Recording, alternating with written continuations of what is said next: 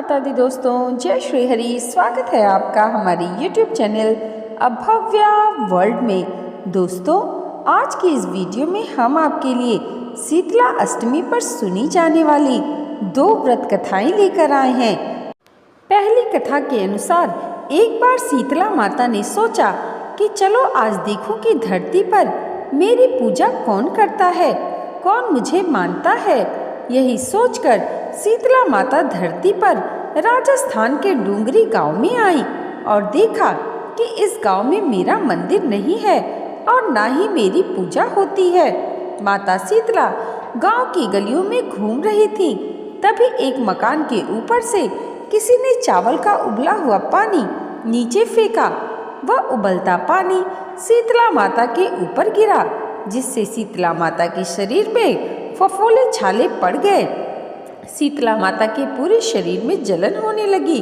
शीतला माता गांव में इधर उधर भाग भाग के चिल्लाने लगी, अरे मैं जल गई, मेरा शरीर तप रहा है, जल रहा है, कोई मेरी सहायता करो। लेकिन उस गांव में किसी ने शीतला माता की सहायता नहीं की। वहीं अपने घर के बाहर एक कुम्हारिन महिला बैठी थी।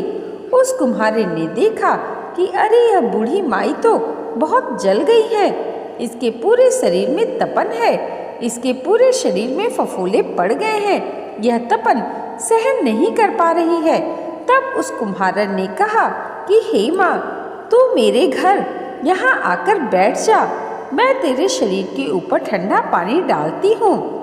कुम्हारन ने उस बूढ़ी माई पर खूब ठंडा पानी डाला और बोली, हे माँ, मेरे घर में रात की बनी हुई राबड़ी रखी है, थोड़ा दही भी है, तो दही राबड़ी खा ले। जब बूढ़ी माई ने ठंडे ज्वार के आटे की राबड़ी और दही खाया तो उसके शरीर को ठंडक मिली।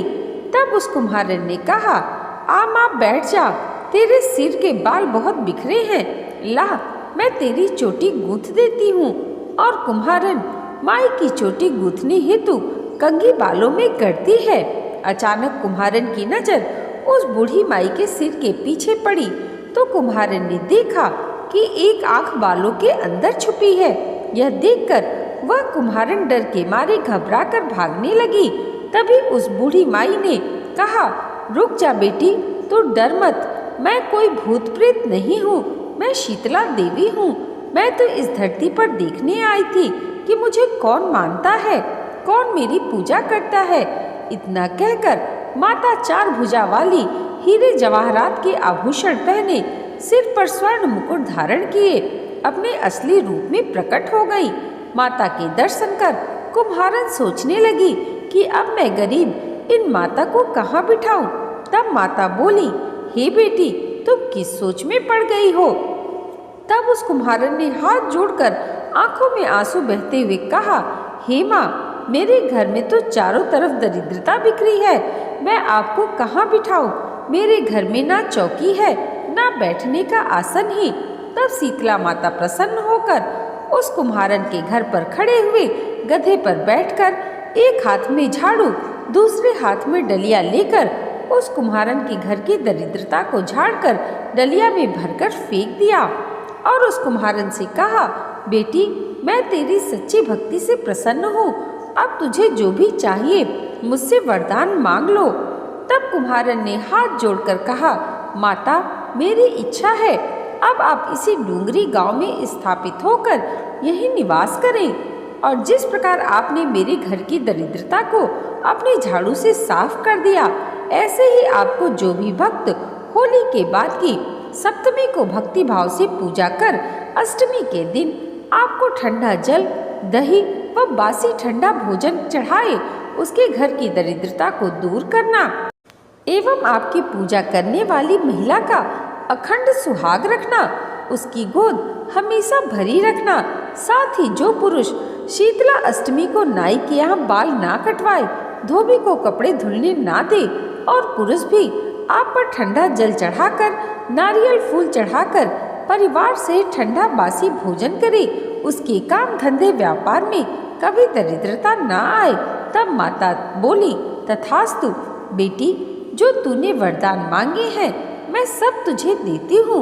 हे बेटी, तुझे आशीर्वाद देती हूँ कि मेरी पूजा का मुख्य अधिकार इस धरती पर सिर्फ कुम्हार जाति का ही होगा। तभी उसी दिन से डोंगरी गांव में शीतला माता स्थापित हो गई और उस गांव का नाम हो गया सील की डोंगरी। दोस्तों, प्रेम से बोले शीतला माता की जय। आइए अब सुनते हैं शीतला अष्टमी की दूसरी व्रत कथा। एक गांव में एक ब्राह्मण दंपति रहता था। उनके 2 बेटे और 2 बहुएं थी। उन दोनों बहुओं को बहुत ही लंबे समय बाद बेटे हुए। इतने में शीतला अष्टमी का पर्व आया।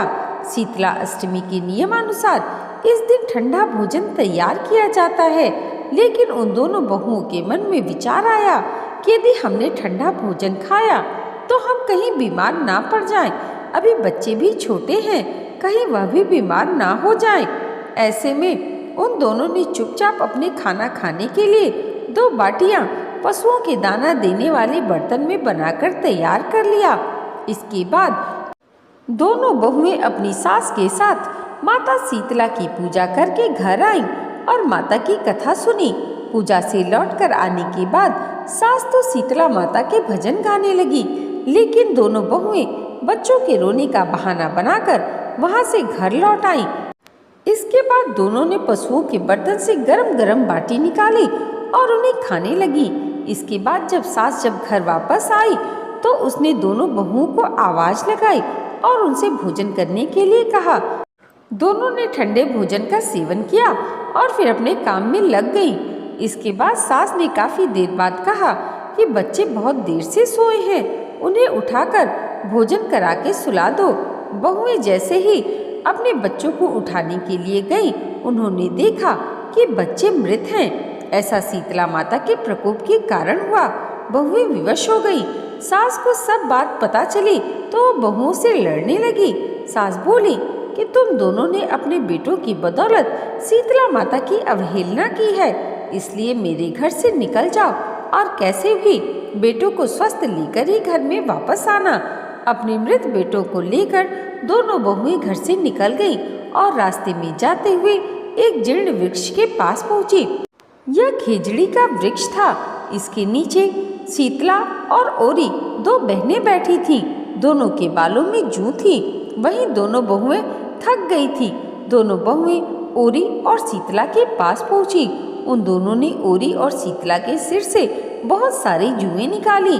जुओं का नाश होने से ओरी और शीतला ने अपने मस्तक में बड़ी शीतलता का अनुभव किया और उनसे कहा कि तुम दोनों ने हमारे मस्तक को शीतल ठंडा किया है, वैसे ही तुम्हें पेट की शांति मिले। इतने पर दोनों बहुएं बोली कि हम पेट का दिया हुआ ही लेकर मारी मारी भटक रहे हैं, लेकिन शीतला माता के दर्शन नहीं हुए। शीतला माता ने कहा कि तुम दोनों ने पाप किया है, तुम दुष्ट हो, दुराचारिणी हो, तुम्हारा तो मुंह तक देखने योग्य नहीं है। शीतला सप्तमी के दिन ठंडा भोजन करने के बदले तुम दोनों ने गर्म भोजन कर लिया था। इतना सुनते ही बहुओं ने शीतला माता जी को पहचान लिया और दोनों ने शीतला माता को प्रणाम किया और गिड़गिड़ाते हुए बोली कि हमने अनजाने में गर्म खाना खा लिया। आपके प्रभाव को हम नहीं जानती थी, आप हमें क्षमा करो, हम फिर कभी ऐसा नहीं करेंगे। उनके ऐसे वचन सुनकर शीतला माता प्रसन्न हुई और शीतला माता ने मृतक बालकों को जीवित कर दिया। इसके बाद बहुएं अपने बच्चों को लेकर फिर से गांव लौट आईं। जब गांव के लोगों को पता चला कि शीतला माता ने उनको दर्शन दिए हैं तो लोगों ने बहुत धूमधाम से उनके स्वागत किए और उन्होंने कहा, हम गांव में शीतला माता के मंदिर का निर्माण करवाएंगे। शीतला माता ने जैसे उन दोनों बहुओं पर अपनी कृपा दृष्टि रखी, वैसे हर किसी पर रखें। प्रेम से बोली शीतला माता की जय। दोस्तों, आज की ये वीडियो अगर आपको अच्छी लगी हो तो कमेंट बॉक्स में जय शीतला माता ज़रूर लिखिएगा और इसे लाइक और हमारे चैनल पर पहली बार आए हैं तो सब्सक्राइब करना मत भूलिएगा। माता शीतला की कृपा आप सबके जीवन पर सदैव ऐसे ही बनी रहे, इसी मंगल कामना के साथ मिलते हैं अगली वीडियो में। तब तक के लिए जय माता दी, जय श्री हरि।